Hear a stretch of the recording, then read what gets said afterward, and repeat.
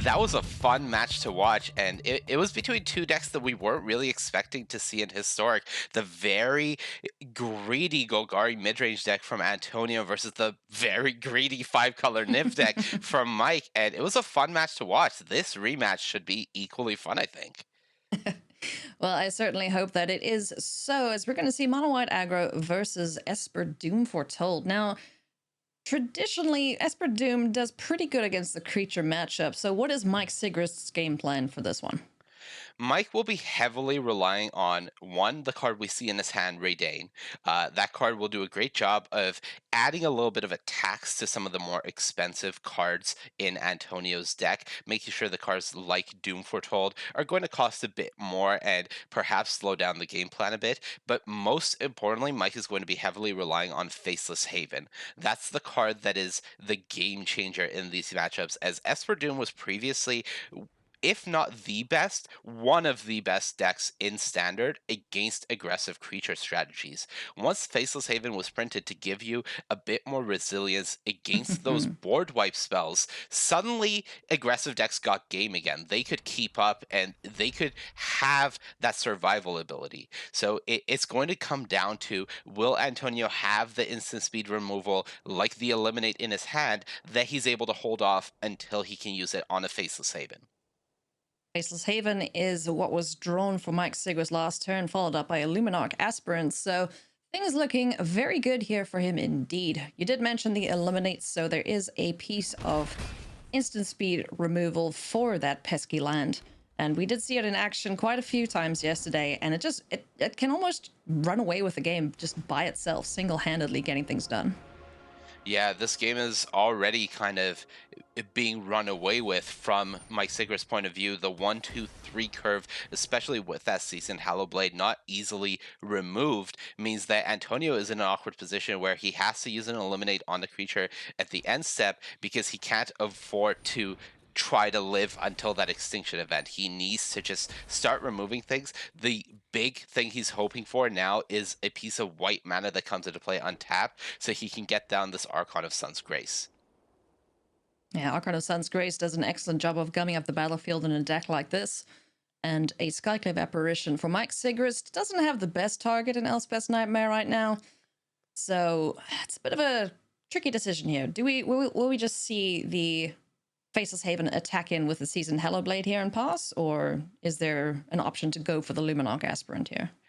I don't think Mike wants to play the Luminarch Aspirant. Looking at the list from Antonio, he'll realize that one of the biggest cards that will affect the board right now is Extinction Event, so adding another even costed creature to the board is a bit of a risk. The Faceless Haven attack allows him to get rid of almost half of Antonio's life total. There's no target for the Elspeth's Nightmare. You definitely want to hold on to the Skyclave Apparition, as again, one of the ways for Antonio to stabilize this board is Archon of Sun's Grace. And if Antonio lands that and you have the Skyclave Apparition for it, then you're feeling in a great position if you're on Siggy's side.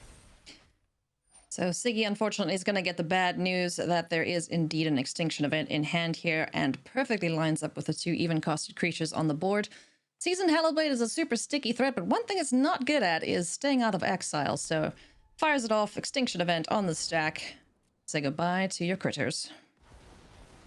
Yeah, that's a bit heartbreaking for Mike. Fortunately for him, he does still have that Faceless Haven now with two Skyclave apparitions. Certainly still feeling safe against things Antonio may be presenting here. But a Doom Foretold on this turn, essentially getting rid of one of these apparitions from hand.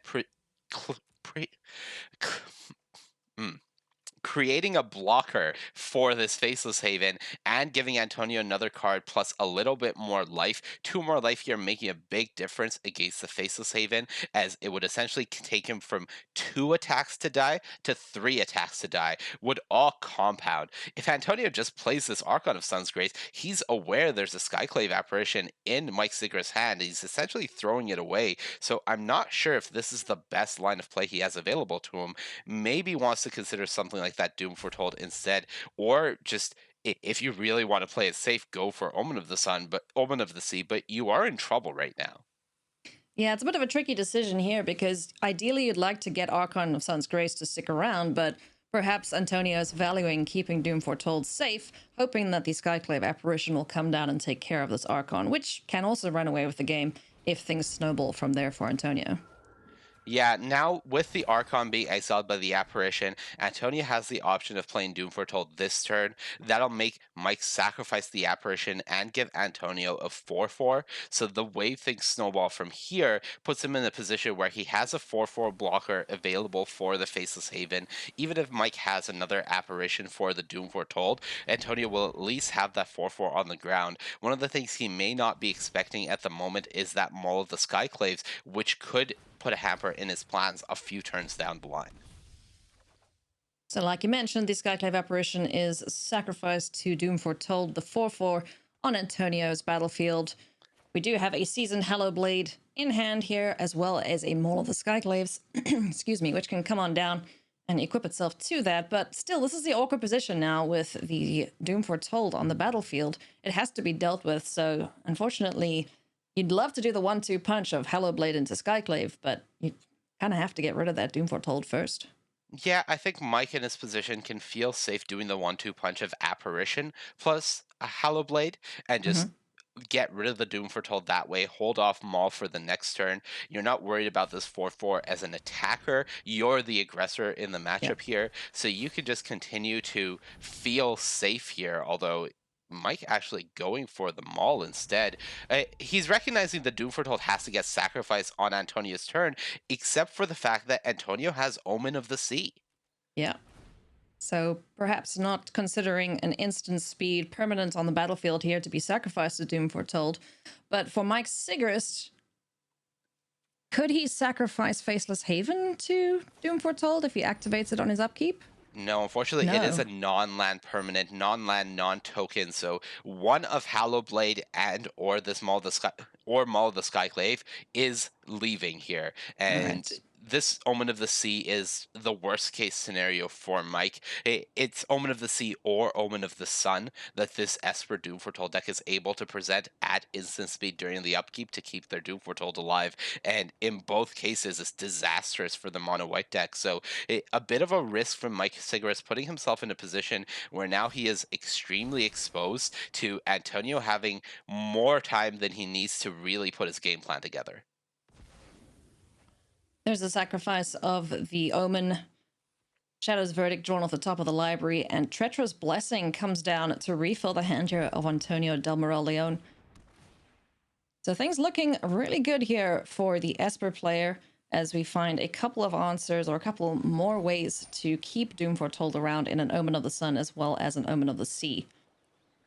Yeah, Antonio playing this Treacherous Blessing, A, to refill his hand, and B, feeling pretty safe that he can just sacrifice it to Doom Foretold. Hmm. However, at only 7 life, now Siggy has the option available to him to play this apparition on the Doom Foretold and essentially strand this Treacherous Blessing in play. This puts a limit on the number of spells that Antonio can play for the rest of the game, and each hit that comes down from Mike will further compound that because at a certain point, if Mike gets Antonio to 1 life, there isn't any way for Antonio to get out of that if he doesn't have something like a golden egg already on the battlefield to try to gain some life. So it's giving Mike Sigris an out in a game where his options were slowly becoming limited thanks to these threats that Antonio has been presenting and the answers Antonio's had. Doom Foretold trigger on the stack now. Something has to be sacrificed on Mike Sigrist's board. It's going to be the Mole of the Skyclaves. So the 3/1 sticks around, but he finds another one to go on top of it. So, oh, goodness me. If only we could go Skyclave as well as the Mole of the Skyclaves.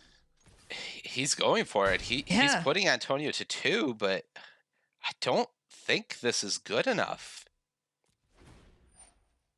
Two attackers next turn if there's no creatures down, but we see that Antonio does have the Omen of the Sun to get blockers in the way here. Yeah, plenty of blockers now for Antonio. Going to have this Doom Foretold get rid of one of these permanents from Mike Sigrist again. And we've got the ground blocker. The Omen of the Sun is presenting 2 more life as well as 2 blockers. So unless Mike Sigrist specifically draws another Maul of the Skyclaves, I don't think he has many outs here to kill Antonio on the next turn. Doom Foretold just proving to be such a difficult card to play around. It's never 100% clear when you should prioritize getting it off the board, letting it stick around, but certainly making a mess of Mike Sigrist's best laid plans here. Yeah, Antonio considering whether he wants to play this Amelia's Call as a tap land or whether he wants to hold on to it.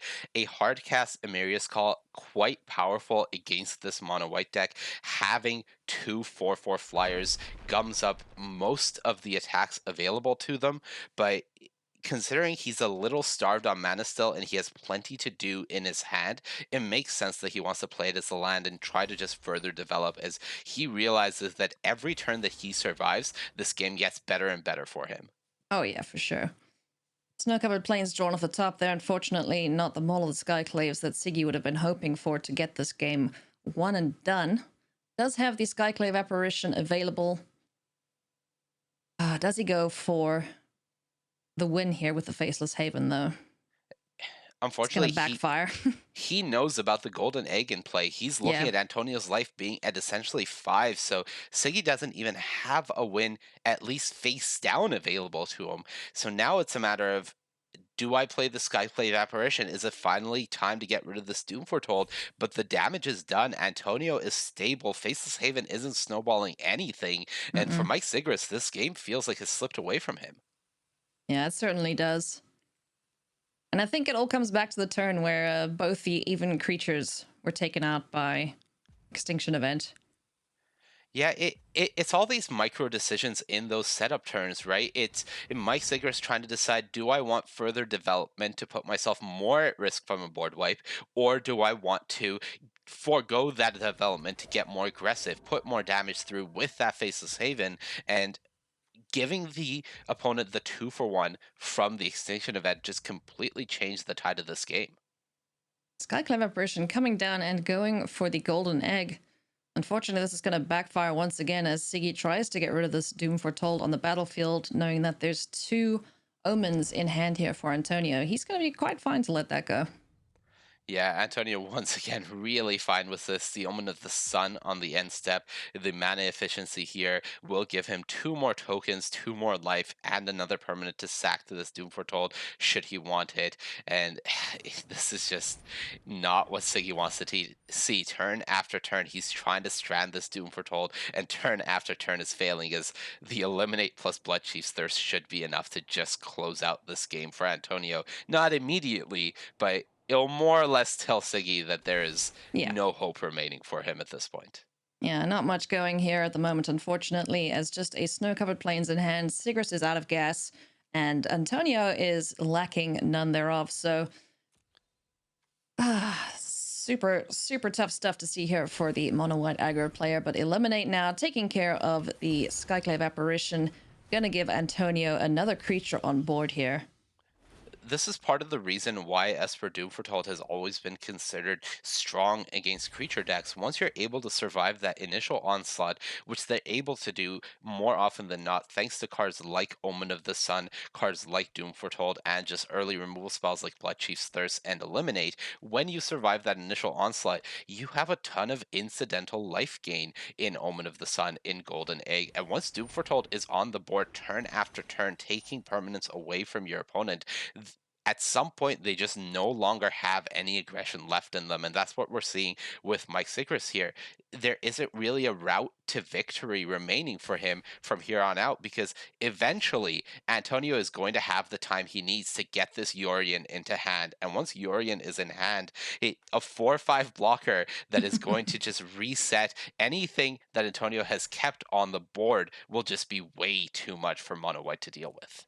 Yeah. I mean, even at this point, it looks like it's just way too much to deal with. So, perhaps we'll see a couple extra draws here from Siggy, but this game is looking well and truly over in Antonio's favor. Well, let's see what we can find at the top of the library here. Yeah, Doom Foretold will get rid of the Hallow Blade. No more non-land permanents for Mike Sigrist, and Antonio just still has everything to work with. Redain, not the worst draw, but anything that sticks on the battlefield is just going to die to Doom Foretold. Yeah, this is the Doom Foretold problem. You if you want to keep it around for a turn, you're essentially asking the opponent, do you want to trade non-land permanents? And the answer will always be yes for Antonio because his non-land permanents are expendable. Golden Egg drew a card when it came into play. Omen of the Sun will gain 2 life and make 2/1/1 tokens. Every single non-land permanent that Antonio has available to him, their literal use is to get sacrificed to Doom Foretold. But for Siggy, that Redain is representation of gas, and if he loses that, another turn cycle will go by where he's playing Antonio's game plan. Yeah. And at this point, we just see all these creatures amassing on the battlefield here for Antonio, as we do see the sacrifice there on the golden egg. Extinction event is the draw, but at this point, he is the beatdown, so he's just going to keep swinging on in and, chipping away at Mike Sigrist's life total. Of course, there is the Faceless Haven they're able to block, but at this point, it's just going to trade with the 4/4. It's time for Angels, Ailey. Let's It's make some Amelia's call angels. time. Here comes a couple Antonio of is sick of this 4/4s. game. Yeah, he's just like, let's get this over and done with, shall Yeah, we? we're done here.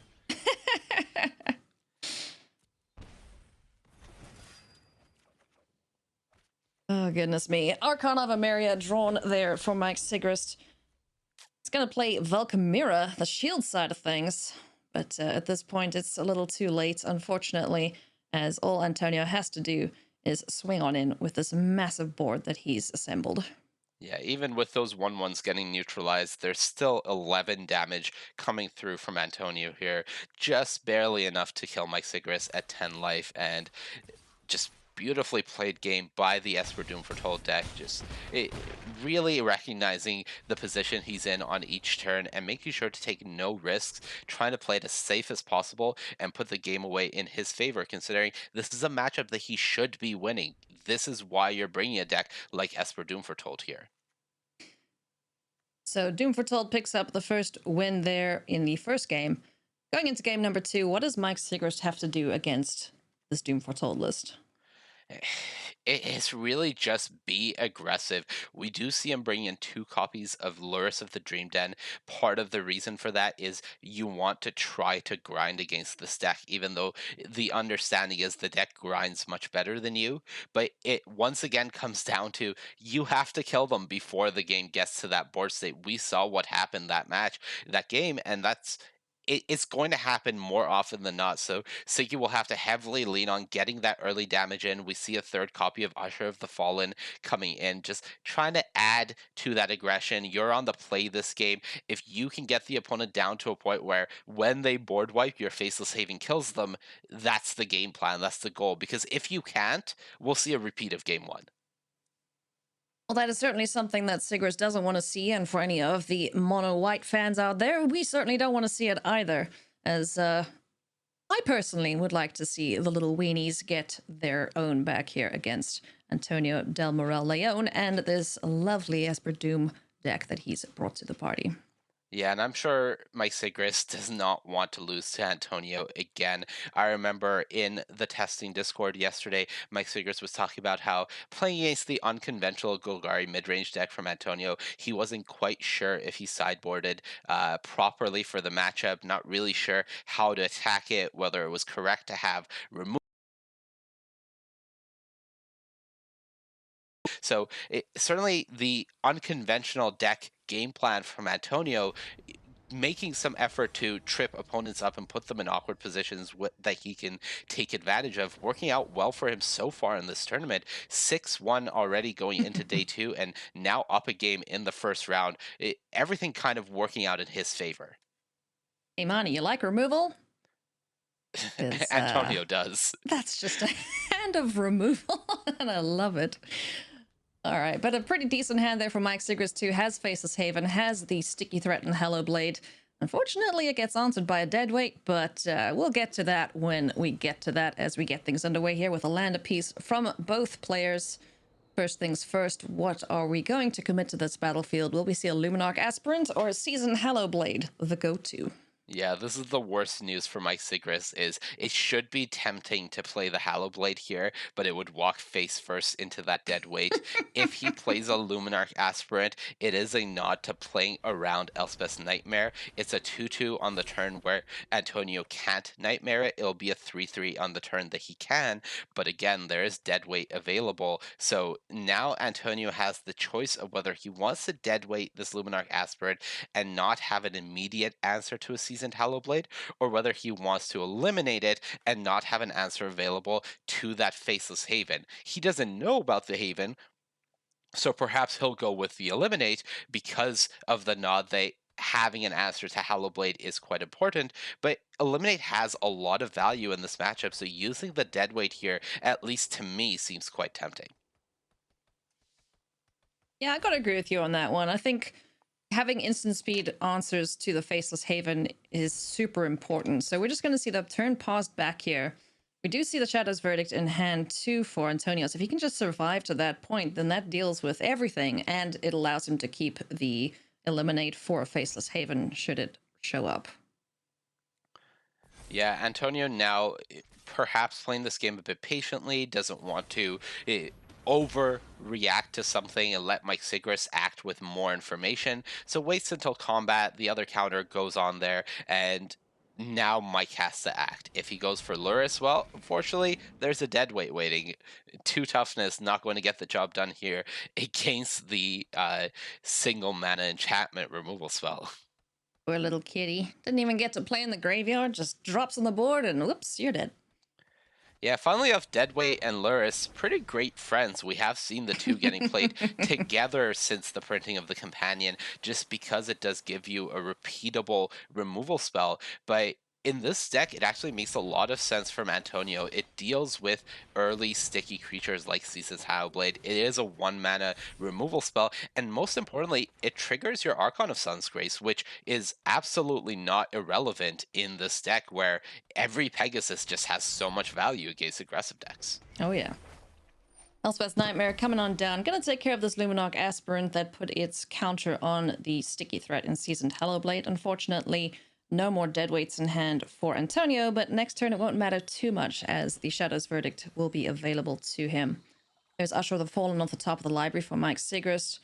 The Skyclave Apparition too. But now we're gonna see the 8 damage, swing on in here. Faceless Haven's gonna get with it and deal 8 points of damage to Antonio's face alongside the Hallowblade. Yeah, and this is where we'll see if Mike wants to commit this Usher of the Fallen. This is once again walking into a potential board wipe, but this actually walks into something much worse from Antonio, which is the ability to play Yorion, Mm-hmm. blink Elspeth's Nightmare, remove the Usher of the Fallen, get full information on Mike Sigrist's hand that is just a Skyclave Apparition, and a 4/5 flyer will blank both the Hallowblade and the Faceless Haven as potential attackers. So in one card, Antonio will fully stabilize this board, and suddenly with a Dance of the Mans in hand, this game is once again going to start snowballing in his favor. This is disastrous for Mike Sigrist. I thought Sigrist was playing the snow deck, Monty. All the snowballing is happening on the other side of the battlefield. Yeah, this is just really rough. Mike Sigrist obviously knows that there's 3 copies of Yorion in Antonio's main deck in addition to the Companion, but considering Antonio didn't have the Companion in hand yet, it is reasonable in Mike's position against the 80-card deck to not play around there being a copy existing in Antonio's hand. Luminarch Aspirant, great draw, able Yeah. to make this seasoned Hallowblade attack into this Yorion, but the Shadow's Verdicts is just waiting for this.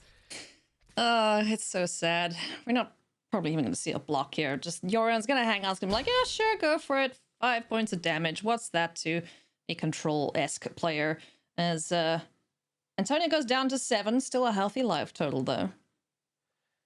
Yeah, Antonio, the block there may seem tempting as you do get rid of the Skyclave Apparition from hand, but what that does is it leaves you exposed to that Faceless Haven. Now, by playing Mm. Shadow's Verdict here, you're once again with perfect information, stranding the attacker on Mike Sigrist's side of the battlefield. Skyclave Apparition, once again, no real targets, and you just have more time to get towards that Dance of the Man's game plan. That is your ultimate end game goal.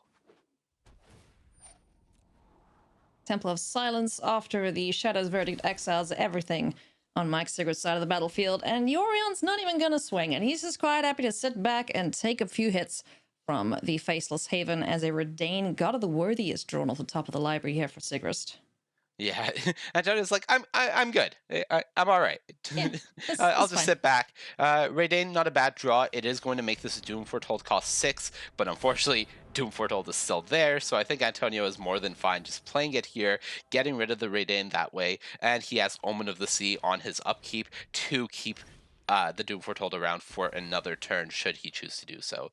So we're seeing a lot of repeat patterns from the last game, and there's a reason for that. This is how this Esper Doom Foretold deck is designed. Survive the early turns, stabilize the mid game, make sure your opponent has no window back into it in the late game. Yeah, I mean, Antonio's opening hand was just, it lined up perfectly with everything that Mike Sigrist was trying to do. He just had an answer for each and every threat. Yeah, this is this is really tough for Mike Sigrist. This is not how you want to start your day. This is not a matchup that you really come into the tournament expecting to face. You're ready for the Sultai Ultimatum decks. You're ready for mono red aggro. You want to be the better aggressive decks. You want to be better tuned against those big ramp decks. But you run into Esper Doom Foretold, not even four color Doom Foretold that is trying to play cards like Binding the Old Gods that not really that good against you, and they're adding a fourth color, which can create some inconsistencies. This is good old fashioned Esper Doom Foretold, and it is a beating when it comes to these aggressive decks. Oh, it certainly is. And Sigrist just pausing here, deciding whether or not the Skyclave apparition should deal with this Doom Foretold. Does he think that one of the two cards in hand here will be an instant speed permanent and just basically repeat what happened in game one? Yeah, it's this is so brutal for Mike when you have just zero good options available to you. Playing a Skyclave apparition on a Doom Foretold is fine, but when your opponent removes the Skyclave apparition and they get a 4/4 token, that is Mm. much less fine.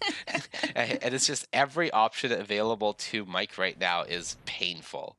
Yeah, it's just gonna hurt. I mean, on the plus side, there is a selfless savior, the goodest boy, to protect the Skyclave apparition, hopefully from a removal spell. Won't protect it against exile, but Skyclave apparition comes down. It's gonna take the Doom Foretold. It's Is not. not gonna take the Doom It's up to. Foretold. I was going to say Mike has the option Huh. available not to take Doom Foretold if he chooses not to, but oh my goodness, this is just Interesting. so rough from Antonio. Skyclave apparition off the top, and this is just it's going from bad to worse. Oh goodness.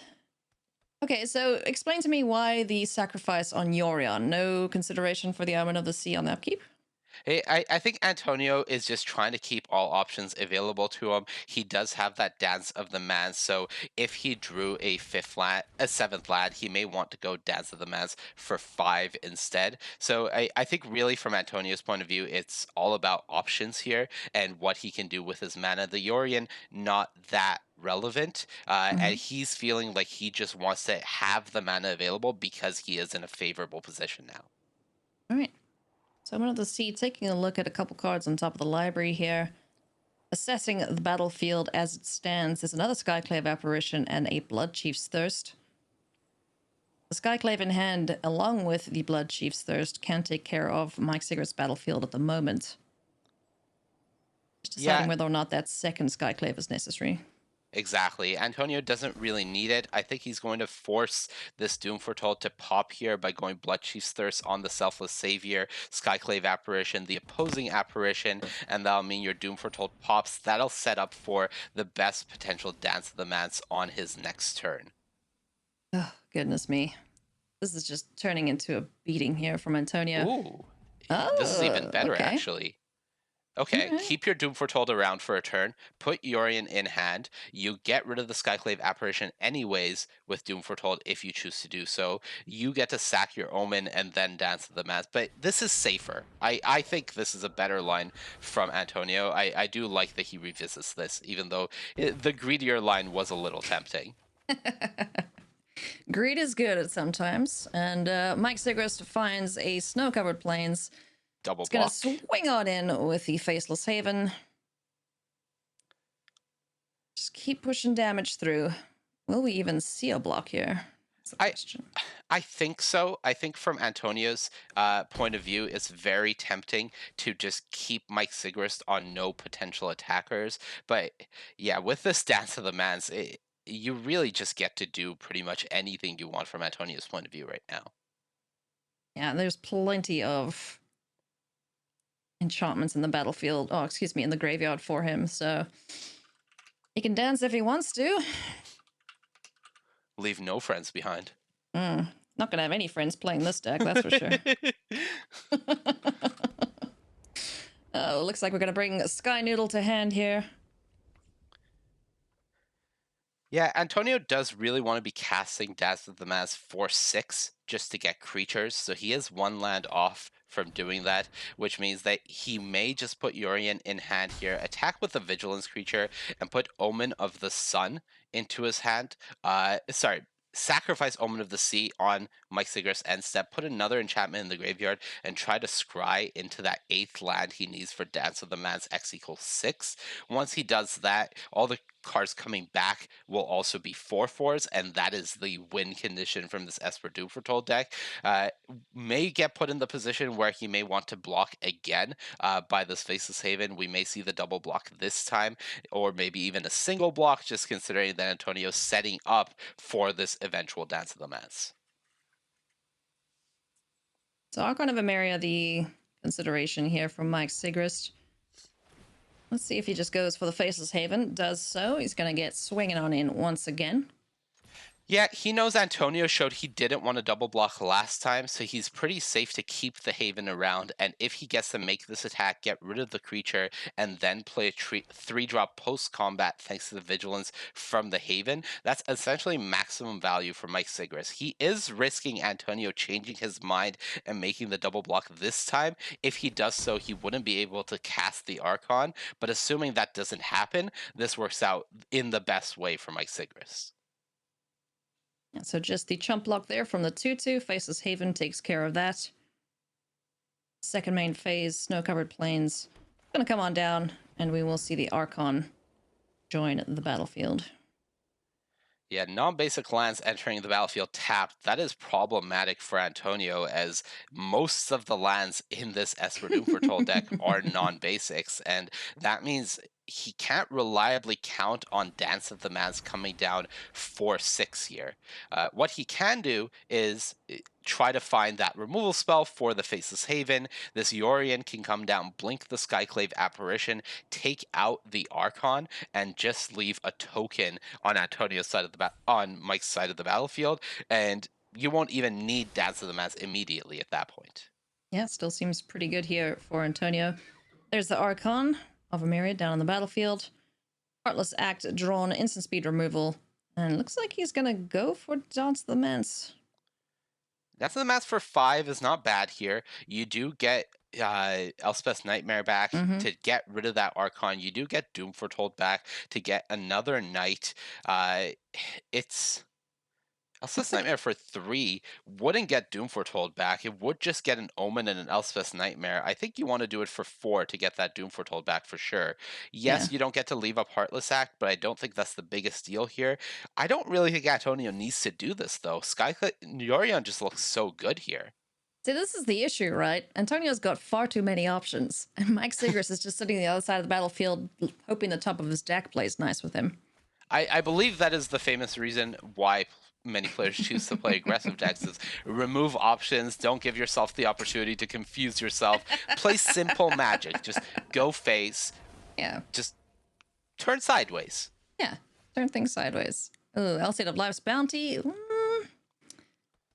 Tempting, tempting. Ooh. If only the Faceless Haven had a counter on it. If only. If only. I could sneak that through with protection from white and just be like, ta-da, I win. But Yeah. alas, that will not be the case, as there is a Heartless Act in hand anyway for Antonio. So he has every single eventuality covered here. Yeah, Antonio has the option of using this Heartless Act if he wants. Mike has the option of trying to force something through using this Alcides, but it's not really going to work out for him. And Mm. Antonio once again has access to this Dance of the Mass now finally for 6. And this is the magic number. This is going to bring back an Elspeth's Nightmare that gets rid of the Alcide. A dead weight, I believe, should still be in the graveyard. Yeah. The dead weight's exiled. Oh, it got exiled, yeah. Okay. Well, we have plenty of things here. Oh, We're yeah. okay. This is Elspeth's fine. Nightmare, get rid of Alcide. We have the Omen of the Sea. We have the Doom Foretold, and this is just so much to deal with. This is just backbreaking here for Mike Sigrist. A resolved Dance of the Manse. Not much you can do to come back from this. Omen of the Sea, taking a look at the top of the library. There's another Doom Foretold. Yes, please, and thank you, says Antonio. Now will the big Sky Noodle get to attack? I think Yes. so. There we go. I All think right. No. I think Antonio could officially attack here. Maybe worried about a Maul of the Skyclaves, Yeah. perhaps, but considering he's gaining some life from this Doom Foretold, I think he's safe. I do like that Antonio is consistent. He has Yeah. played the game safely to this point, so he's going to continue playing the game in a safe manner. And I think that recognition is great because Mm-hmm. Mike Sigrist cannot win this game anymore. As long as Antonio doesn't mess this up in a way where he gives Mike Sigrist a window he shouldn't have, Mike Sigrist cannot win this game. So it's just a matter of time now. Let's see how this wraps up. Fable Passage is the draw here for Antonio. Does have another copy of Doom Foretold, which will get rid of the Skyclave apparition on Mike's side of the battlefield. Do we see an attack here? Yeah, let's get in with that Elspeth's Nightmare. It's going away next turn anyway. Yeah, you definitely want to attack with the Saga because it is leaving. You can afford to attack with the other creatures because I think from Antonio, your turn here looks like Doom Foretold, Treacherous Blessing, leave up Heartless Act. You'll get rid of the Blessing on your next turn. The only way you would not do that is if Mike blocks with this Skyclave apparition. As long as that apparition's on the battlefield, Antonio can feel safe to go for Doom Foretold, Treacherous Blessing. So three attackers coming in. Considered a double block there on the Omen of the Sun, the enchantment that would stick around. Oh, I'm infecting you. Now you're saying sun when it's sea. Oh, curse you, Mani. It's all my fault. You have laid a curse on me. It is your fault, but it's fine. Omen of the Sea. That's the blue one. Because water, right? Yes. Exactly. He's considering letting this damage through, which makes some amount of sense, but he also has to be asking himself, why is Antonio making this attack knowing that I have the option of not blocking? And now for Antonio, Doom Foretold means that the Skyclave apparition is going to get sacrificed. He'll get a 3/3 token. He'll have I don't think you need to Heartless Act here. You just play the Doom Foretold, the apparition dies, you get a 3/3, you get to keep up your Heartless Act, and you'll have 2 blockers. This is a bit unnecessary, in my opinion, Mm-hmm. from Antonio's side of things. Not having access to that Heartless Act is something that you don't want, but it's good enough to get the job done. Yep, it's all just a matter of time, and we see the GG there from Mike Sigrist. Antonio Del Moral Leon picks up the victory there with the Esper Doom Foretold, and congratulations to him for doing so.